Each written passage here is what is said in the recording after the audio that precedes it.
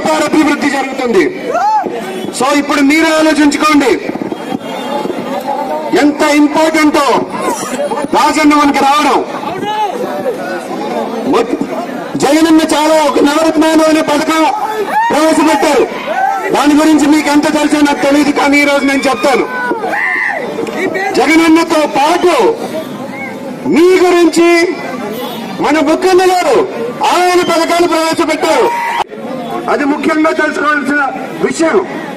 ఆ తర్వాత జగనన్న హామీ కూడా ఇచ్చారు. ఆయన ప్రభుత్వం వస్తే దాన్ని మోడల్ నియోజకవర్గంగా చేస్తానని.